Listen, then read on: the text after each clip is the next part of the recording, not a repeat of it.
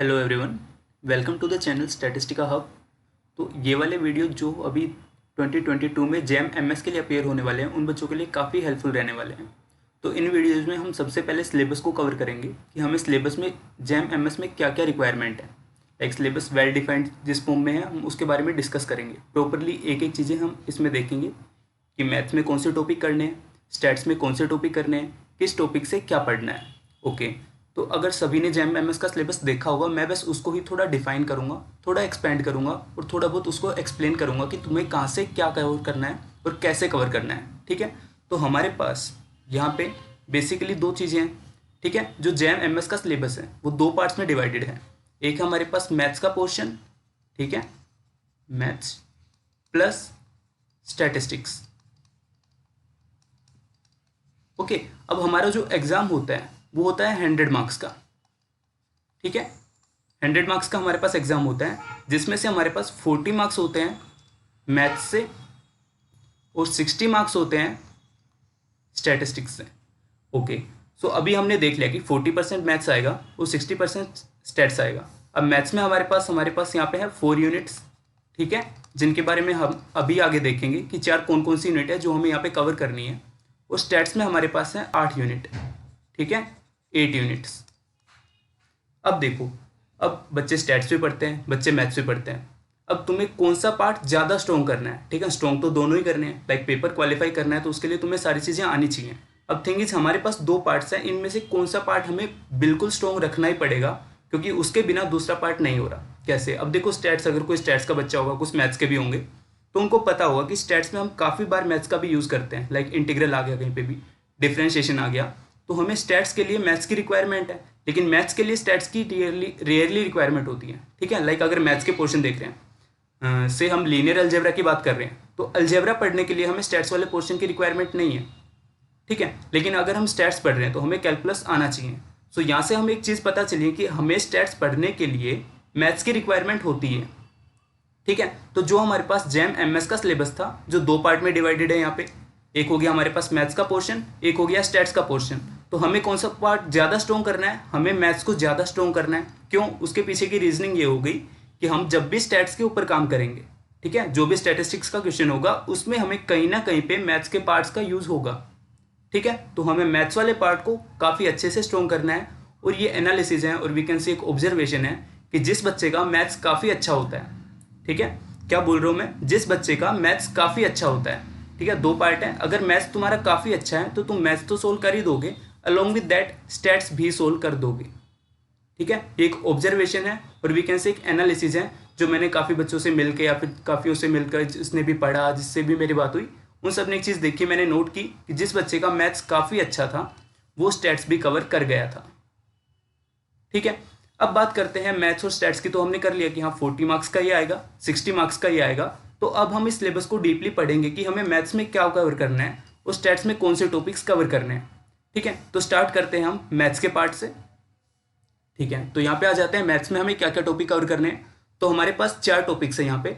सबसे पहला टॉपिक हमारे पास है रियल एनालिसिस। ठीक है, तो रियल एनालिसिस को वहाँ पे हम क्या देखना है, क्या पढ़ना है, तो वहाँ पे बुक में जो भी तुम सिलेबस देखे हुए उसके अंदर रियल एनालिसिस नहीं लिख रखा, वहाँ पे लिखा होगा सीक्वेंस एंड सीरीज। ठीक है, अब सीक्वेंस एंड सीरीज में क्या पढ़ना है उसके बारे में बात करते हैं। तो यहाँ पे हमारे पास दो टॉपिक हैं। सबसे पहला है सीक्वेंस,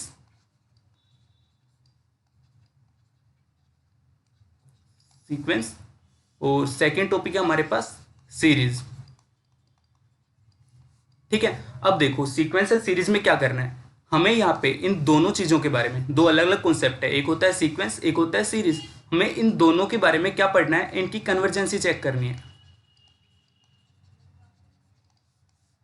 ठीक है, कन्वर्जेंसी चेक करनी है। अब कन्वर्जेंसी का मीनिंग क्या होता है? ठीक है, मैं सिलेबस को थोड़ा एक्सपेंड तो नहीं कर सकता यहाँ पे कि हमें क्या क्या कैसे पढ़ना है, पूरा एक्सप्लेन तो नहीं कर सकता, पीछे वीडियोज में कवर हो चुका है। यहाँ पे बस मैं सिलेबस को थोड़ा बहुत समझाऊंगा कि सिलेबस में तुम्हें कहाँ से क्या पढ़ना है, कौन सा टॉपिक पढ़ना है, क्यों पढ़ना है। ठीक है, तो सीक्वेंस एंड सीरीज में हमें क्या पढ़ना है, दोनों चीज़ों की कन्वर्जेंसी पढ़नी है। अब कन्वर्जेंसी का बेसिक मीनिंग क्या होता है, जब हमारे पास एन टेंडिंग टू इन्फिनिटी होता है तो। ठीक है, क्या बोल रहा हूं मैं, जब हमारे पास कुछ ऐसी चीज होती है कि जो भी सीक्वेंस होगी या फिर जो भी सीरीज होगी, वहां पे अगर एन टेंडिंग टू इन्फिनिटी के ऊपर अगर ये सीक्वेंस कोई फाइनाइट नंबर ले रही होती है, तो वो कन्वर्जेंट होती है। ठीक है, इन ए सेम वे जब n टेंडिंग टू इन्फिनिटी है, वहाँ पे हम एक सीरीज़ के बारे में बात कर रहे हैं, अगर वो भी एक फाइनाइट नंबर बना रही होगी, इन दैट केस वो भी हमारे पास कन्वर्जेंट होगी। ठीक है, तो जैम के सिलेबस में हमारे पास जो रियल एनालिसिस में हमें पढ़ना है वो है सीक्वेंस और सीरीज, और इन दोनों की कन्वर्जेंसी पढ़नी है। अब इसकी जो सीक्वेंस की कन्वर्जेंसी है वो बहुत ही सिंपल है, बेसिक डेफिनेशन से हो जाती है। ठीक है, सभी को देखना होता है कि सीक्वेंस क्या होती है। ठीक है, क्या क्या पढ़ना है वो बोल रहा हूँ मैं। सबसे पहले तो सीक्वेंस क्या होती है, सबसे पहला point what is sequence, second what is convergency. ठीक है, थर्ड पॉइंट कन्वर्जेंसी कैसे चेक करते हैं, और we can say standard definition. ठीक है, अब देखो काफ़ी बच्चे जो स्टैंडर्ड डेफिनेशन है उसको नहीं पढ़ते, काफ़ी बच्चे स्किप कर देते हैं। लाइक थोड़ा वो देखो थ्योरी पार्ट होता है तो काफ़ी बच्चे स्किप कर देते हैं कि ये समझ ही नहीं आ रहा, एप्सन क्या हो गया, डेल्टा क्या हो गया। लेकिन ये सजेशन है कि जब भी तुम पढ़ते हो, मैथ्स पढ़ते हो, तो वहाँ पे अगर तुमने स्टैंडर्ड चीज़ें पढ़ रखी हैं, जो जनरल डेफिनेशन दे रखी है, अगर तुम्हें वो डेफिनेशन समझ में आ गई तो तुम आगे जो एक स्टैंडर्ड डेफिनेशन का यूज़ करते हुए एक मेथड निकाल के देते हैं कि n टेंडिंग टू इन्फिनिटी पे कैसे निकालेंगे। से हमारे पास कोई सीक्वेंस के बारे में बात कर लेते हैं। तो अगर मेरे पास कोई सीक्वेंस थी, सीक्वेंस कैसे होता है, sequence is basically function of natural number. ठीक है, तो क्या हो सकता है, suppose this is the sequence. ठीक है, कि एक्सन था मेरे पास, वो कुछ ऐसे डिफाइन कर रखा था मैंने। तो अब बोलेगा कि इस सीक्वेंस के बारे में बताओ कि ये सीक्वेंस कन्वर्जेंट है या नहीं है। तो यहाँ पे जब तुम पढ़ोगे तो एक तो होगा स्टैंडर्ड डेफिनेशन। ठीक है, तो हो सकता है तुम डेफिनेशन अप्लाई करके सोल्व करो, या फिर एक मेथड होता है limit n tending to infinity. ठीक है, n टेंडिंग टू इन्फिनिटी के ऊपर हम क्या करेंगे, जो एक्शन था इसकी लिमिट निकाल लेंगे। अगर ये फाइनाइट आ गई तो हम बोल देंगे कि ये कन्वर्जेंट होगा। ठीक है, तो मैंने क्या बोला, एक मेथड तो ये हो गया जो जनरली बच्चे यूज़ करते हैं और यही करना है। ठीक है, करना यही है एग्जाम में, या फिर पढ़ते टाइम या फिर न्यूमेरिकल सोल्व करते टाइम तुम्हें इसका ही यूज़ करना है, लेकिन तुम्हें स्टैंडर्ड डेफिनेशन पता होनी चाहिए। ठीक है, अगर ये पता है तो अगर ये याद नहीं भी आ रहा है, ये कहीं पे अप्लाई नहीं भी कर पाए तो, लेकिन डेफिनेशन याद है तो ये हमेशा वैलिड रहती है और हर क्वेश्चन के ऊपर लग जाती है। ठीक है, तो सीक्वेंस के बारे में हमें कुछ ये पढ़ना था। उसके बाद सीक्वेंस के अंदर कुछ चीज़ें होती है like bounded sequence, unbounded sequence. ठीक है, ये दो चीज़ें पढ़नी होती हैं। फिर मोनोटोनिक मोनोटोनिक सीक्वेंस पढ़ना होता है। उसके बाद तुम्हें क्या पढ़ना होगा, एक पॉइंट यहाँ पे आएगा, इसको स्टार करके भी लिख सकते हैं, लिमिट पॉइंट।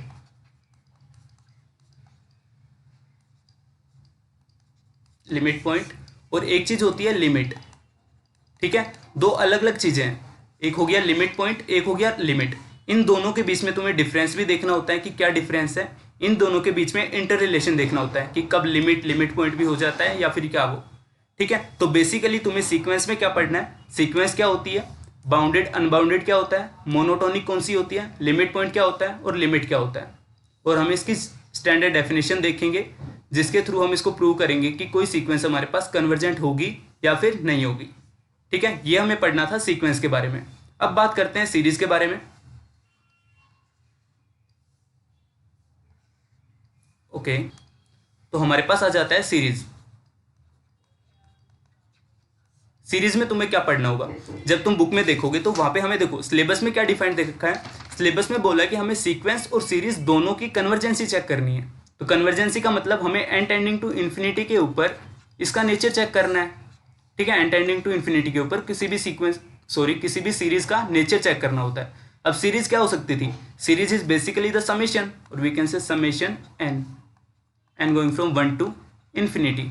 हमें इसके बारे में चेक करना है कि क्या ये सीरीज कन्वर्जेंट होगी या नहीं होगी। तो उसका मतलब कि इसकी जो फाइनल रिजल्ट आ रहा होगा, क्या वो एक फाइनाइट नंबर आ रहा है या फिर नहीं आ रहा, हमें ये चेक करना है। ठीक है, अब इसके अंदर हमें 3-4 मेथड दे रखे हैं। सबसे पहला तो एक होता है सबसे डायरेक्ट मेथड। ठीक है, तो तुम्हें डायरेक्ट मेथड को भी देखना होता है कि डायरेक्ट मेथड क्या कहता है। उसके बाद हमारे पास है जो बेसिकली सिलेबस में डिफाइंड है, कंपैरिजन रूल।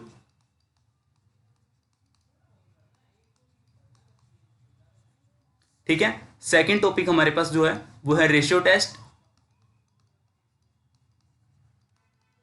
ठीक है, थर्ड टॉपिक हमारे पास है रूट टेस्ट।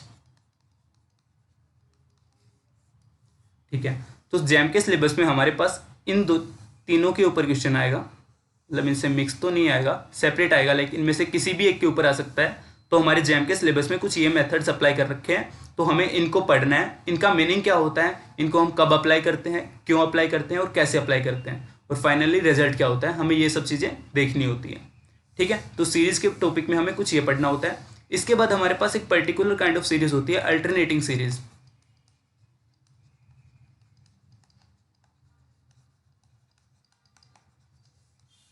ठीक है, तो हम सभी को अल्टरनेटिंग सीरीज के बारे में भी देखना होता है कि कन्वर्जेंट है या फिर डाइवर्जेंट है। ओके, तो ये था हमारे पास सीक्वेंस और सीरीज के बारे में। ठीक है, ये सारे टॉपिक्स हमें कवर करने हैं। अब बात करते हैं हमें सीक्वेंस एंड सीरीज कहाँ से पढ़ना है। ठीक है, मतलब कौन सी बुक फॉलो करेंगे, ये तो सिलेबस हो गया जो सिलेबस में लिख भी रखा था। अब बुक के ऊपर बात कर लेते हैं। तो सबसे पहली जो बुक है हमारे पास, सबसे पहली बुक है हमारे पास एसके मापा, रियल बाय एसके मापा। जो सेकंड बुक है हमारे पास वो है हमारे पास रियल बाय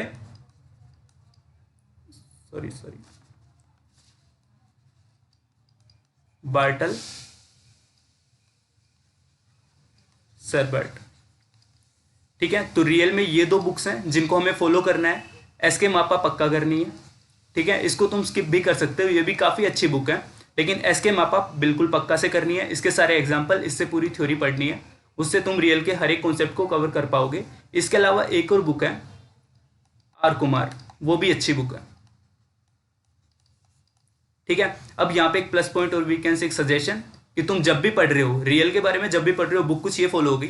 अब तुम्हें देखो, अब कुछ बच्चे कहते हैं कि मैंने ये बुक भी की, ये भी की, ये भी की। थिंग इज, तुम किसी भी एक बुक को उठाओ। ठीक है, से मैंने एसके मापा उठाई, तो एसके मापा उठाओ और उसको एकदम प्यार से पढ़ो। प्यार से कहने का मतलब उसमें जो भी एग्जाम्पल है, जो भी थ्योरी है, और जो भी जो बैक एक्सरसाइज होती है, अगर वो सब कवर करते हो किसी भी एक पर्टिकुलर बुक से, तो काफ़ी हेल्पफुल होता है। लाइक ये नहीं करना कि मैंने थोड़ा सा यहाँ से पढ़ा, थोड़ा सा यहाँ से पढ़ा और थोड़ा सा यहाँ से पढ़ा, उससे काफ़ी लॉस होता है। तुम्हें किसी एक पर्टिकुलर बुक को काफ़ी अच्छे से करना है। जब तुम किसी एक बुक को कवर कर चुके होते हो, उसके बाद तुम्हें सेकंड बुक के ऊपर जाना होता है, उससे पहले नहीं जाना होता। ठीक है, ये एक सजेशन था, तुम इसको फॉलो कर सकते हो। हमारे पास 3 बुक हैं, इनमें से तुम किसी को भी फॉलो कर सकते हो। ठीक है, तो रियल एनालिसिस का सिलेबस कुछ ऐसा था, जिसके बारे में मैंने बुक भी बताया और 1-2 सजेशन भी दिए। आई होप ये हेल्पफुल रहेंगे। ठीक है, इसके बाद हम आगे चलते हैं। तो अपने मैथ्स के पार्ट में सबसे पहली यूनिट थी रियल एनालिसिस, जिसके बारे में मैंने थोड़ा बहुत बताया। अब इससे आगे चले तो हमारे पास सेकंड यूनिट जो आती है वो है लीनियर अलजेब्रा। ठीक है, अब अलजेब्रा के बारे में बात करें तो हमारे जैम के सिलेबस में लिख रखा होगा इसके बारे में मैट्रिक्स। ठीक है, जैम के सिलेबस में देखोगे तो वहां पे लिखा होगा मैट्रिक्स। अब मैट्रिक्स में हमें क्या क्या पढ़ना होता है, तो सबसे पहली चीज तो तुम्हें पता होना चाहिए कि मैट्रिक्स होता क्या है। ठीक है, हमें अगर यही नहीं पता कि मैट्रिक्स होता क्या, तो हम उसके ऊपर पढ़ेंगे क्या, उसके ऊपर काम क्या करेंगे। ठीक है, तो सबसे पहले पता होना चाहिए मैट्रिक्स। उसके बाद कुछ पर्टिकुलर फॉर्म ऑफ मैट्रिक्स होता है। तो सबसे पहली मैट्रिक्स स्क्वायर मैट्रिक्स। ठीक है, सेकंड जो हमें पढ़नी होती है वो सिमेट्रिक मैट्रिक्स। ठीक है, थर्ड जो हमें पढ़नी होती है वो हो गई स्क्यू सिमेट्रिक। फोर्थ जो हो गई ऑर्थोगोनल। ठीक है, मेजरली देखो मैट्रिक्स तो बहुत सारी होती है, लेकिन मेजरली जो जैम के सिलेबस में हमारे पास यूजफुल रहती है वो ये कुछ मैट्रिक्स हैं। इनकी हर एक प्रॉपर्टी, इनके बारे में जितना भी पढ़ सकते हो सारा पढ़ना है। ठीक है, पढ़ने का तरीका क्या होता है, तुम किसी भी एक बुक को फॉलो करो, उस बुक में इस मैट्रिक्स के बारे में जितनी भी प्रॉपर्टी दे रखी है, इसकी डेफिनेशन, इसमें प्रॉपर्टी या फिर कुछ चेंज करते हैं तो क्या बन जाता है, वो सब पढ़ना है। सिमिलरली इसके लिए, सिमिलरली इसके लिए और इसके लिए। तो बेसिकली तुम्हें 4 मैट्रिक्स है जिनके बारे में सारी प्रॉपर्टी, इनकी डेफिनेशन, सब कुछ पता होना चाहिए, ऑन द टिप्स होना चाहिए। ठीक है, अब इसके बारे में कुछ प्रॉपर्टीज देखो, किसी बुक में कुछ स्किप कर देते हैं, किसी में कुछ, तो 2-3 बुक से अगर कवर करोगे तो तुम्हें इसके लिए 10 प्रॉपर्टी मिल गई, से इसके लिए 15 मिल गई, इसके लिए 15 मिल गई, इसके लिए भी 10 प्रॉपर्टी मिल गई। ठीक है, लेकिन किसी भी एक बुक को फॉलो करेगा तो इस केस में क्या होगा, हमारे पास हो सकता है मैंने कोई बुक लिखी, अज्यूम कर लेते हैं मैंने लिखी नहीं। ठीक है, अभी मैं लिख भी नहीं सकता। तो मान लेते हैं मैंने कोई बुक लिखी, तो मैंने उस बुक में से मेरे दिमाग में कुछ 5 पॉइंट आए, तो मैंने वो लिख दिए। ठीक है, तुमने मेरी बुक फॉलो की और तुमने यही सिर्फ ये 5 पॉइंट याद कर लिए। ठीक है, हो सकता है एक और मेरा फ्रेंड था जिसने एक और बुक लिखी सेम लीनियर अलजेब्रा के ऊपर, उसने क्या किया, उसने कुछ 6 पॉइंट लिखे और वीकेंड से 5 ही पॉइंट लिखे, और वीकेंड से मेरे से कमज़ोर था उसने 4 लिखे। ठीक है, हो सकता था मेरे बराबर है तो 5 लिख रहा है, मेरे से कमज़ोर 4 लिख रहा था, मेरे से स्ट्रॉन्ग था तो 6 लिख रहा था। तीनों पॉसिबल केस है। अब हो सकता है मेरे जो 5 पॉइंट थे और इसके जो 6 पॉइंट थे उनमें डिफरेंस होगा, 1 पॉइंट का तो पक्का डिफरेंस है, तो वो 1 पॉइंट तो नया होगा ही। अगर उसका सेम टू सेम मेरे जैसा भी है तो 5 पॉइंट सेम और 1 पॉइंट उसका एक्स्ट्रा हो गया।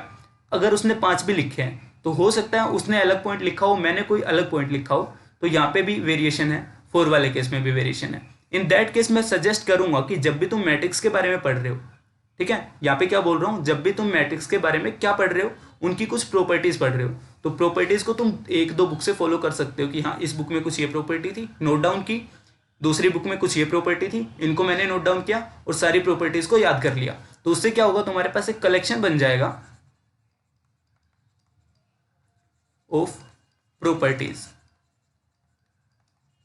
ठीक है, तुम्हें उन सब प्रॉपर्टीज को याद रखना ऑन द टिप्स, क्योंकि एग्जाम में काफ़ी बार ऐसा होगा कि तुम्हें कुछ डेरिवेशन करना पड़ेगा, तो अगर तुम्हें चीज़ें याद हैं, कुछ प्रॉपर्टीज याद हैं, तो क्वेश्चन काफ़ी जल्दी सोल्व हो जाता है। ठीक है, तो मैट्रिक्स में हमें सबसे पहला काम यही करना है, ये 4 मैट्रिक्स, इनके बारे में सब कुछ पढ़ना है जहाँ से जो भी मिले। ओके, उसके बाद हमारे पास जो सेकेंड चीज़ आती है वो है वेक्टर स्पेस। ठीक है, अब सीरियसली बात करूँ तो जैम के सिलेबस में हमारे पास वेक्टर स्पेस के बारे में कुछ नहीं पढ़ना, जैम के सिलेबस में ये नहीं दे रखा।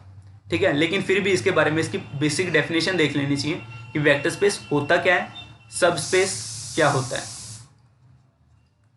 ठीक है, बस इनकी डेफिनेशन देखनी है, क्योंकि जैम के सिलेबस में दे नहीं रखा, तो अगर हमें जैम के सिलेबस में डिफाइंड नहीं है कि हमें ये पढ़ना है तो हम नहीं पढ़ेंगे।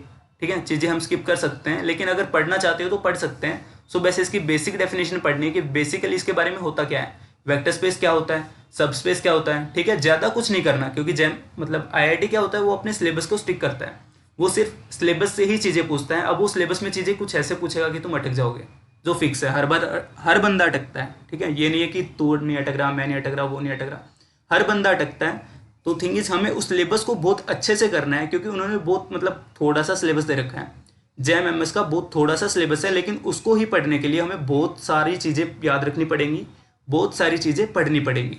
ठीक है, तो सिलेबस को देखते हुए पढ़ेंगे। तो वेक्टर स्पेस सिलेबस में नहीं है, लेकिन फिर भी इसकी डेफिनेशन, थोड़ा बेसिक चीज़ें इसके बारे में हम पढ़ लेंगे। ठीक है, इसके बाद हमारे पास जो चीज़ आती है, जो हमारे पास थर्ड चीज़ आती है वो है rank, rank of A matrix. ठीक है, तो तुम्हें मैट्रिक्स की रैंक निकालनी आनी चाहिए। अब रैंक क्या होती है, से मेरे पास कोई मैट्रिक्स ए थी, A B C D E F G H I, ये कोई मैट्रिक्स थी मेरे पास। अब अगर बोले ए की रैंक निकालो, तो तुम्हें इस मैट्रिक्स को, जो मैट्रिक्स हमारे पास गिवन होती है, इस मैट्रिक्स को रो इक्लान फॉर्म में कन्वर्ट करना होता है। ठीक है, उसके बाद देखना होता है कितनी नंबर ऑफ नॉन जीरो रोज है। ठीक है, वो इसकी रैंक होती है। तो सबसे पहली चीज, रैंक मैट्रिक्स कौन कौन सी होती है, उनकी क्या प्रॉपर्टीज होती है। उसके बाद तुम्हें पढ़ना होता है कि रैंक ऑफ ए मैट्रिक्स क्या होता है। उसके बाद अगर हम चौथे पॉइंट के ऊपर जाते हैं तो हमें पढ़ना होता है लीनियर ट्रांसफॉर्मेशन। ठीक है, अब लीनियर ट्रांसफॉर्मेशन क्या होता है, इसके बारे में तुम्हें मतलब इसकी जो स्टैंडर्ड डेफिनेशन क्या रखी है कि लीनियर ट्रांसफॉर्मेशन, किसी भी ट्रांसफॉर्मेशन को हम लीनियर ट्रांसफॉर्मेशन कब बोलेंगे, उसकी कुछ स्टैंडर्ड डेफिनेशन है, कुछ प्रॉपर्टीज है, तुम्हें उनको पढ़ना है। यहाँ से भी बहुत सिंपल वाला पार्ट आता है, बहुत ही सिंपल क्वेश्चन आता है। अगर तुमने बेसिक चीज़ें पढ़ रखी हैं कि लीनियर ट्रांसफॉर्मेशन होता क्या था, कोई भी ट्रांसफॉर्मेशन लीनियर ट्रांसफॉर्मेशन कब कहलाएगा, अगर ये चीज़ें तुम्हें याद हैं तो तुम इस टॉपिक को भी कवर कर दोगे। इसके बाद आते हैं अगले टॉपिक के ऊपर, topic number 5, that is system of equation. ठीक है, अब हमारे पास है सिस्टम ऑफ इक्वेशन। अब इसके अंदर हमारे पास 2 सिस्टम होते हैं, सबसे पहला होमोजेनस, सेकंड नॉन होमोजेनस। तुम्हें इन दोनों टॉपिक्स के बारे में पढ़ना होता है इनके लिए तुम्हें रैंक की नॉलेज होनी चाहिए। अगर तुम्हें रैंक के बारे में पता है कि किसी भी मैट्रिक्स की रैंक हम कैसे निकालते हैं, तो तुम यहाँ पे सिस्टमिफिकेशन को सोल्व कर सकते हो। ठीक है, उससे आगे आते हैं हम।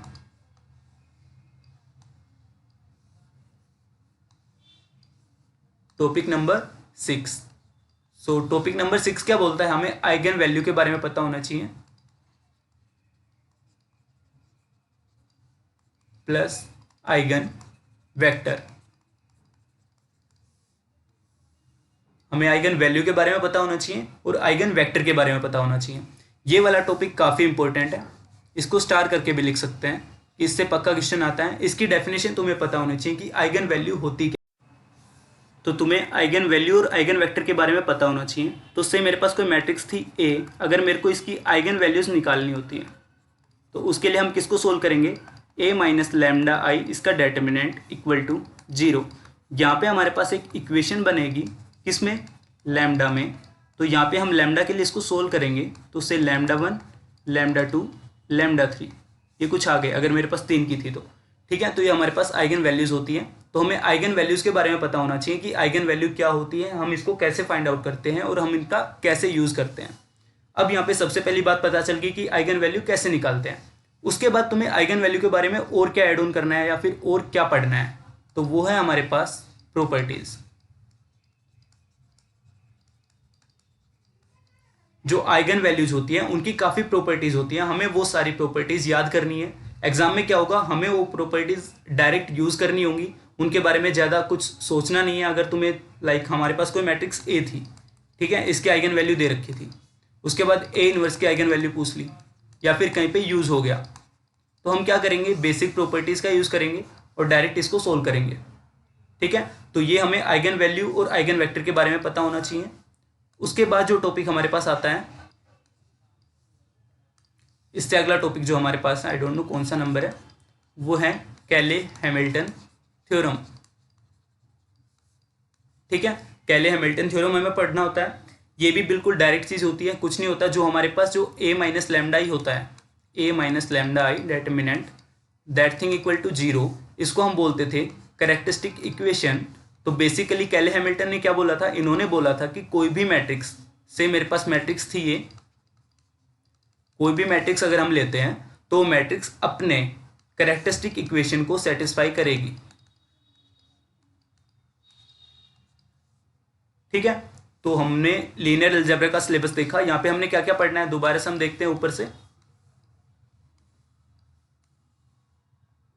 ठीक है, तो लीनियर अलजेब्रा में हमें मैट्रिक्स के बारे में पढ़ना होता है। तो हमें मैट्रिक्स पढ़नी होती है, square matrix, symmetric matrix, skew symmetric, orthogonal. ठीक है, इनकी सारी प्रॉपर्टीज याद करनी होती है। वेक्टर स्पेस के बारे में थोड़ा सा बेसिक कवर करना है कि हमें क्या वेक्टर स्पेस होता है, क्या है, बस मीनिंग पता होना चाहिए। उसके बाद रैंक को काफ़ी अच्छे से पढ़ना है, क्योंकि रैंक आना चाहिए। अगर रैंक आएगा तो ही हम आगे की चीज़ें सोल्व कर पाएंगे। उसके बाद हमारे पास है लीनियर ट्रांसफॉर्मेशन। तो इसमें भी हमें ज़्यादा कुछ नहीं करना, बेसिक इसकी डेफिनेशन पढ़नी होती है और लीनियर ट्रांसफॉर्मेशन का मीनिंग समझना होता है। ठीक है, उसके बाद हमारे पास है सिस्टम ऑफ इक्वेशन, जो हमारे पास 2 टाइप के होते हैं, होमोजीनस एंड नॉन होमोजीनस। इनको सोल्व करने के लिए तुम्हें रैंक की रिक्वायरमेंट होगी, तो रैंक काफ़ी इंपॉर्टेंट चीज़ है यहाँ पे। ठीक है, उसके बाद आते हैं आइगन वैल्यू और आइगन वेक्टर के ऊपर। तो आइगन वैल्यू के बारे में तुम्हें पता होना चाहिए कि आइगन वैल्यू क्या होती है और हम इसको कैसे फाइंड आउट करते हैं। यहाँ पे मेजरली मैंने लिखा प्रॉपर्टीज़। ठीक है, मतलब पॉइंट करके लिखा है ना प्रॉपर्टीज़, इसका मतलब ये यूज़ होने वाला है। ठीक है, तो यहाँ पे हम स्टार कर लेते हैं, कुछ भी कर लेते हैं। ठीक है, तो प्रॉपर्टीज़ काफ़ी इंपॉर्टेंट है, आइगन वैल्यूज़ की तुम्हें प्रॉपर्टीज़ पता होनी चाहिए। ठीक है, उसके बाद हमारे पास है कैले हैमिल्टन थ्योरम, जो क्या कहती है कि कोई भी मैट्रिक्स अपनी कैरेक्टरिस्टिक इक्वेशन को सेटिस्फाई करेगी। ठीक है, तो लीनियर में हमें कुछ ये चीज़ें पढ़नी होती है, और रियल के बारे में हमने अभी पीछे वाले पेज पे देखा था। यहाँ पे मैंने लिख रखा है सीक्वेंस एंड सीरीज़ के बारे में कुछ ऐसी चीज़ें पढ़नी होती हैं, जो मैंने अभी थोड़ी देर पहले एक्सप्लेन किया। ठीक है, तो इस वीडियो में मैंने 2 यूनिट का सिलेबस डिफाइन किया, जिसको तुम्हें कैसे पढ़ना है ये मैंने बताया। और रियल के लिए मैंने आई गेस लीनियर के लिए बुक नहीं बताई थी, चलो बुक लिख देते हैं इसकी। देखो वैसे तो काफ़ी बुक है, तुम किसी भी बुक को फॉलो करो, हर बुक अच्छी है। ठीक है, हर बुक अच्छी है। इसका मतलब क्या हो गया, कोई भी बुक को अगर तुम डीपली पढ़ते हो, एक एक पॉइंट आउट करते हो, एक एक पॉइंट को पढ़ते हो कि हाँ रिमार्क पढ़ते हो। हाँ, यहाँ पे एक चीज़ भी हमेशा याद रखेंगे कि जितने भी रिमार्क होते हैं वो काफ़ी इंपॉर्टेंट होते हैं।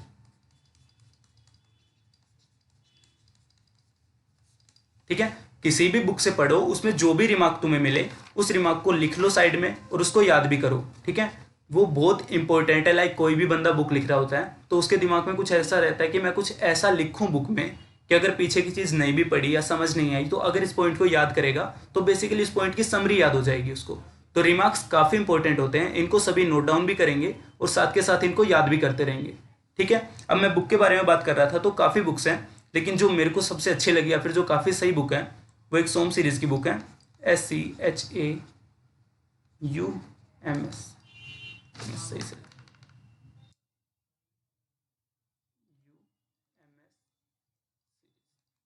जो सोम सीरीज़ की बुक है वो काफ़ी अच्छी बुक है, इसको तुम फॉलो कर सकते हो। ठीक है, इसके अलावा भी काफ़ी बुक है लेकिन ये भी काफ़ी सही बुक है। देखो बेसिकली तुम्हें प्रैक्टिस की नीड होती है। ठीक है, तो अभी जो 2 यूनिट मैंने बताई, सबसे पहली यूनिट थी रियल, दूसरी थी लीनियर। ये काफ़ी इजी टॉपिक्स है, मतलब थ्योरी वाला पार्ट है इनमें काफ़ी ज़्यादा। तो किसी भी बुक को फॉलो करो, उनकी अंडरस्टैंडिंग लो कि वो कहना क्या चाह रहा है। ठीक है, अगर तुम्हें प्रॉपर अंडरस्टैंडिंग है तो चीज़ें जल्दी से समझ आएंगी और उनका तुम यूज़ कर पाओगे। ठीक है, तो ये था हमारे पास लीनियर और रियल के बारे में। तो इस वाले वीडियो में मैंने सिर्फ इन 2 यूनिट के बारे में बात किया, आगे के वीडियोज़ में हम आगे की बात करेंगे। Thank you.